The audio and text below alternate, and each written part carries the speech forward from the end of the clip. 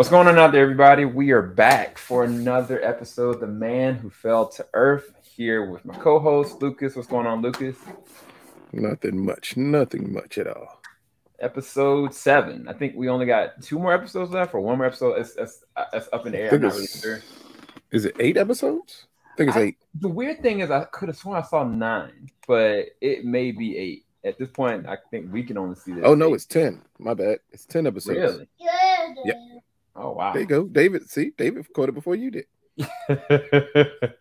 Yeah, if you guys hear anything as my son in the background, he is listening to his iPad. So, yeah, backdrop of this episode is started off with a little boy, and he was just kind of chilling, eating his, I think he was cooking something, started looking at cartoons, and all of a sudden, the news flips up that there's like an explosion, there's fire, and then all of a sudden the police are breaking down his door and pinning this little boy down to the ground. Come to find out that is Spencer and connected to who he was. We also get a little bit more of an inkling of his relationship with, what's the girl's name that hired him, that really kind of took him under her wing? I can't remember her name. That's Drew Finch. Right. But within this episode, there's a lot that goes down with their relationship, what he's willing to do to be right, and also how psychologically imbalanced he really actually is, given the circumstances. But yeah, what did you think about, I guess, Spencer in this episode, and how he's leveling up and where his character's kind of going? Because it's really interesting. The key with Spencer, I kind of was wondering from the beginning. I mean, I did like when they finally gave us the backstory of his mom and that she is a Russian immigrant, came over, seamstress, made it the American dream, but she also was a terrorist. Like, you kind of wonder, how did Finch get this past the CIA that this kid's actual mother is an actual terrorist? Right. And then at one point I actually wondered, was he an actual alien? Could he have been Thomas's offspring? I still kind of wondered that a little bit. Just because the way he interacts, the way he processes things, is kind of reminiscent of what we're seeing with Josiah a little bit. And it's showing him breaking a little bit the way that I remember Thomas breaking in the movie. So I was thrown off like, okay, could it be that because they mentioned his mom, but not his father? Right. And I'm like, could it be that is the reason why he has so much hatred? And for Thomas, is that Thomas may actually be his father? I mean, I think it would make sense based on when, because I can't remember the exact date when they showed him as a kid, but the time would level up pretty well, because I was kind of thinking, I was like, wait, why do you have so much hatred and animosity towards him? Because nothing from what happened to him in the very beginning, even in between, makes sense to, because she said something weird. She's like, you keep searching for this, it's not going to give you what you want. Like, you're not going to find what you're looking for. And I was kind of like, okay, wait, he knows where his mom, when he knows what happened with his mom, so what is he looking for? So that's not what he's looking for. He's looking for his father and that relationship. And you're wondering, is this why he's pursuing Thomas so bad? Because he has so much built up resentment towards Thomas. So I can't, for Spencer this episode, it was a nice beginning to show where he came from. Him at the board table as they're attempting to go around the CIA and go to someone who they believe has the muscle to push the CIA out was interesting. And then you see that relationship with him and Finch, and you kind of wonder, like, wow, the way he screwed her. Right. In the end, you'd have never thought that she'd have been the one who really first, as he put it, first showed him love and compassion. Right. Like, he directly cut her off intentionally. And even down to the fact that he broke down with Hatch's sister. Because I was kind of like, now, what is this about to happen right here? Like, he's already shown his hand, what he's capable of. And now he's got all the cards. But instead, he decides to basically vent to her and break down exactly what's going on with him. And also intimidate her at the same exact time. But it was weird because her reaction to it, and also what he did. It was a well acted scene, but it was really weird. I was like, this is so off putting, because I was like, who reacts like this? To see, the key part is he was doing that. I don't think he was doing that to vent at all to her. He was doing that for intimidation purposes. You and think so? intimidation purposes only. Yeah, because again, the way he ended it with her is, I did that to her. What would you think I will do to you? That's True. a threat. Like he didn't. It wasn't. He wouldn't. He did everything to bring her in to attempt to make her comfortable, and then tell her his story. But she needs to know. She needed to know his story to understand just how far he's willing to go to get what he wants, That makes sense. and how he's willing to hurt people. And the person who's supposed to be the closest to him, he hurt the most to reach his goal. So that's why Right. he threatened her that way. Right. The problem with threatening Edie that way is that she's never going to respond to that at all. No. We understand the stuff that she's been through with her own father. Right. And we understand that she believes she has an ace in the hole that he can't stop. So Right. she didn't give him the reaction I think he was more looking for from her, which would have been outright fear. Instead, she was stoic and like taking it in and like, I get you. But you can tell in her little expressions at times, she's like, I got you, because you would not have done this unless you thought I was a threat. Yeah. Yeah, I definitely felt that way too. And maybe it was kind of like she's used to this. Like she's seen this before. She can relate to what he's even doing. Maybe she's had a moment like this with her own father. It was really it was just a well acted scene, and it kind of came out of left. And I was kind of like, what lines are being crossed right here? To now talking about the story arc about what's going on with Faraday. Faraday finally broke down. I can't remember the circumstances that brought him to the point where he was like, all right, I need to go and have this conversation and find him. You know, I forgot why he did that. Was it because partially he realized because of that they were searching the CIA when he and found found out out about them? not only that, but when he also found out that, the machine was running off of adapts brainwaves and how it works, and then the stuff with the CIA, it was a bunch of secrets that he was finding out. And he needed Thomas to explain to him, why didn't you tell me this stuff sooner? A lot of this stuff we could have weeded through if I would have known about it. Right. And that's what led to the conversation where Thomas, I know people are going to get it confused and think that Thomas is putting things in line for Faraday with that conversation. He is not. He literally is warning Faraday because he's doing the exact thing to Faraday that he told Faraday to do to everyone else. But it also helps give us a glimpse of what we saw in the first episode at the beginning with Faraday. True. Of him understanding, and maybe him understanding exactly what he needs to do to make people feel comfortable. But also, we finally realized that he can fully read people and everything they do. Right. Do you think he adapted to that, or you think that he already knew? I feel like he learned that. I feel like that's something he adapted and learned as he started to understand and comprehend it. Because it was weird because at first, he just really couldn't understand or read people, what their motivations were. And then as he understood them, I think honestly, since the last episode 6, I felt like he got this understanding of adapting to comprehending and getting them from the ground up. But he definitely was reading it. But the thing about the conversation with Thomas and Faraday that I thought was fascinating was Thomas, he gave him just the amount of information that Faraday needed, but not everything. You could tell that he was still holding back a lot of information. And of course, the obvious thing that he lied to him, but he also told him everything he needed to know to get through the interview, how to get through to the next processes and everything else. Let me ask you a question then. When did you figure out? Because it was actually during that conversation I figured out that Thomas was lying to Faraday. When did you figure out he was lying? He said something that to me pinpointed that he was attempting to use Faraday for any purpose that he needed to. I think it was something he was alluding to.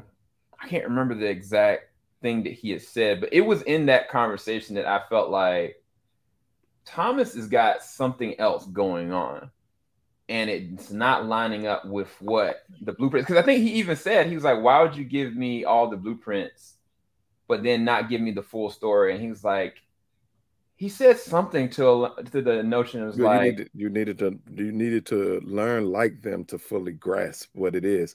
And right. He said it perfectly. That part I don't think Thomas was lying about. That was true.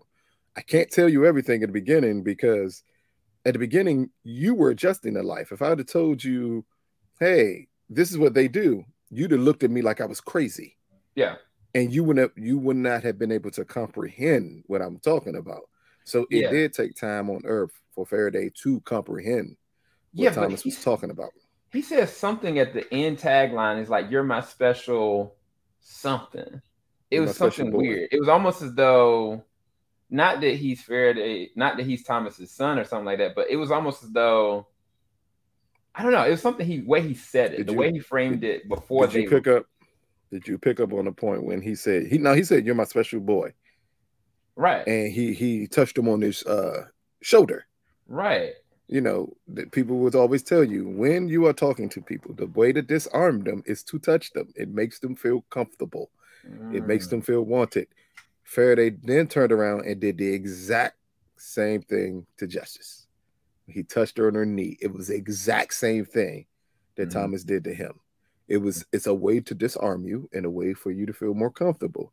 The part where I felt that Thomas was completely lying, and when I knew it was a crack, I'm not gonna say completely lying, when I knew it was a complete crack in everything Thomas was saying, when he said, "Why didn't you get an adapt to do this?" And Thomas said, "What makes you think you're not one?" Or they categorized you wrong. We've not seen anything that would actually show us that this race would categorize anyone wrong, because we saw what Faraday said, how they set up everything. And by the end of the episode, we fully get why he picked a drone and not somebody who can adapt. Because if he would have picked somebody who can adapt, they would have read through his bullshit a lot sooner than Faraday was able to. Right, it's true. So he picked a drone, someone who's going to just do and follow instructions. And at this point now, he's got the machine completely built. All the other pieces are now just logistics, like figuring out who's going to back what, who's going to get out of the way of what. It was fascinating. It was very fascinating. Like, it was a lot of different things and moving parts going on. Now, with that interview situation with the reporter, Faraday showed his ability to not just lie, but to be charming and cunning and mysterious and also adapt in the middle of the conversation. I thought it was great. But like you said, he touched on, Justin's leg, and she kind of questioned him on it. She was like, "Are you reading me now?" And he said, what did he say? He didn't say no. He said, she "I said, don't want can to." you? She said, "Can you read me?" He said, "Yes, but I don't want to." Right. Now, keep in mind, reading people, to me, reading people is not an alien trait. If you deal with certain people, they can read you completely up and down. It is a skill set normally you develop as a human, being that ability to read people. He just may be able to pinpoint certain things a little better. And he fed into the reporter a lot. And he said, "I told her what she needed to hear." Right. And but it's something he's learning from Thomas. Thomas has been doing this for years. He tells people what you need to hear, but not necessarily everything. Because as Justice points out, when he said, "I told her the truth," and Justice said, "But you didn't." Right. "I told her the truth she needed to hear." Right. Exactly. So, okay. So going back to something that I've been talking for a while, the past, 3 episodes, I was curious about the fact that Thomas had a relationship. You had told me about Thomas' relationship and how that person used him, but I also know the possibility of these creatures possibly falling into something. I don't know the capacity of it because I haven't seen the movie, but it led me to believe that their race has the capacity to be able to love the more human they get. Now, the person that Spencer, recruited, quote unquote, we know that person is working for somebody else. I still don't know who that is, because they alluded to it last episode and the episode before that. But with this, like, she directly, flagged Faraday down. It's like, look, this is what's going on, and it's not right. I don't know what you got going on. I don't know how you feel about this. And she also cornered Justin as well. She was like, look, do you feel this? You obviously something else is going on. And do you think at this point now that there's an attachment situation, or is it more so like a codependency? Like, because I feel like it's easy to look at that they could fall for each other because the daughter seems like she's inclined to need Faraday. Um, you know, he's almost immersed into their life, like, even to the point that she's like, "Why isn't he got a room here?" Um, and then the way that they're questioning like their relationship. So I'm curious, what is going on I'm about between to say, Dustin and I would say this: Faraday is not questioning their relationship at all. As I told you before, Mm-hmm. you notice at the end of this episode, what broke Faraday the most? I'm not going to be able to get back home because he Yeah, wants to be back home with his family. He is very single minded and single focused on yeah, getting back. Even from the prior episode when he's having that recording to his wife and he's trying to explain to her yeah. everything that's going on with him. Notice none of it pertained to him falling for anyone else. No, it didn't. It Now, didn't. for Thomas's relationship in that movie, that was not love. That was as far from love as humanly possible. She Right. kept him drugged up and drunk, Mm-hmm. and it let his inhibitions go.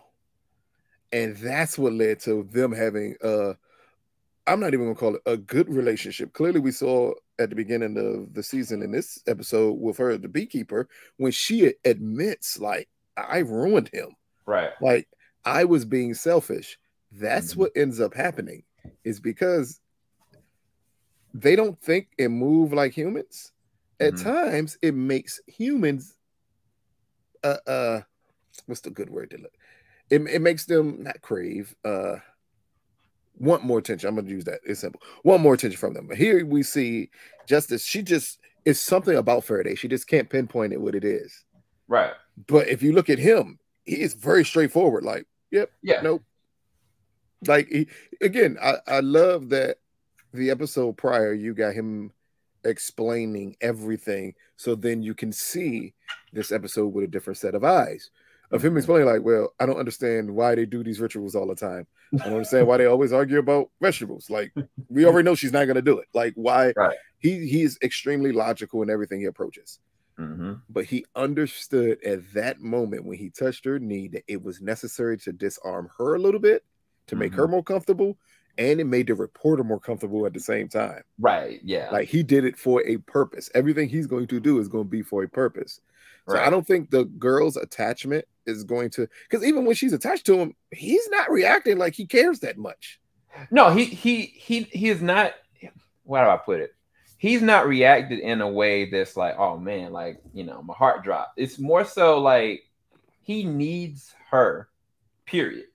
Like, it's kind of like an absolute need versus But like, oh, I need you or I'm well, craving you. Like, think he about it this way. understands for this to work, he needs her. Think about it this way. He technically no longer needs her. Why not? The machine is built. It works. But what do I need you for? Well, it's kind of like to organize and kind of like supervise, organize, make Here sure you go. that Supervise what? The machine is done. He literally no longer needs her. But They cracked the code. And but he's cracked the Thomas's code. So he really no longer needs her. But I feel like to get everything brought into the well, you know what? That might not even matter anymore because we don't even know what the heck the machine's even for. Mm-hmm. Like before, it was like this is the most important thing here, but now we're finding out that the only purpose of this is to bring them to Earth. So I really don't know anymore because initially it was kind of like, oh, okay, yeah, he needs her for this, but I don't know. And do you think is that true? I was about to say, you remember back to the first episode we done to this series, and I said Thomas' original mission was to see if Earth was inhabitable for them to get to Earth. It had nothing to do with anything else. That was his original mission. And I was confused on, okay, how are they going to go about this? Like, this is very interesting the way, because again, they were known as people who would just take over planets. They're not supposed to be a nice race of people. That's the best way to put it. They're not a nice race of people. Oh my so God. you kind of wonder, like, but between the drought, which is true that they're going through and everything of that nature, they needed to find an habitable place. And water has always been a key part of them finding something inhabitable. Again, why wouldn't you pick a planet that's 75% water? Like, it makes perfectly good sense. It's all this to me. It's bringing us back to Thomas's original mission. And we're seeing that Thomas never abandoned his original mission. He just had to improvise to a different way of handling it. That's insane. So I know we about to end because I thought the episode was great. But so the machine itself, it is quantum fusion to be able to sustainably keep Earth going. But it's never going to be something that they're going to bring to the other planet. They're going to wait for everybody to come to Earth. Is that what it is? But that's what it seems like at this point. That's Thomas's mission. That's freaking nuts. Get everyone to Earth. Or maybe it's an adapting thing where Thomas realized, hey, bringing this back doesn't make much sense. Bringing everyone here makes a hell of a lot more sense. So if they come to Earth, and I guess we can end on this, they're not just gonna, well, I mean, will it be a fight? Or will it be... Are you accustomed to seeing everything be peaceful when aliens just land on Earth? So this is a weird thing. If these aliens land like he landed and they change as quickly as he do, we wouldn't even know. Like, they would just be here, and I don't know. It depends on how it's done. Like, if they all come like he did, in the same exact way he did, real stealth. But like you said, no, there's no way for them all to come at the same time. It would be known. People would see it. If you've ever, the movie and the book, Thomas's original thing was create a ship or something to get them to Earth. That was his job. That was his goal. I love the point that they altered it a little bit in this series to make you think it was going to be for a different purpose. And in the end, it's literally for the exact same purpose as to get his people to Earth. That is his end game. It's just that Faraday is a drone. As they said with drones, you don't think, they treat you like garbage, everything of that nature. That's why he picked the drone to come to Earth to finish what he needed done, because he still needs to be in secrecy because he's too exposed. Well, on that note, this was a great episode. We're going to be back next week. Hope you guys liked it. Make sure you like, subscribe, hit the bell button. Leave your theories in the comment section below. Are you guys shipping Faraday and Justin?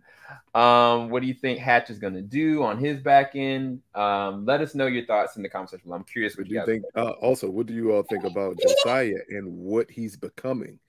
Because that is a way more interesting thing to pay a lot of attention to, because he's becoming something completely different.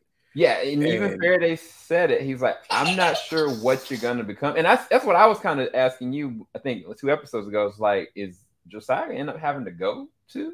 You're becoming an adapt, but not a normal one. You're becoming something completely different.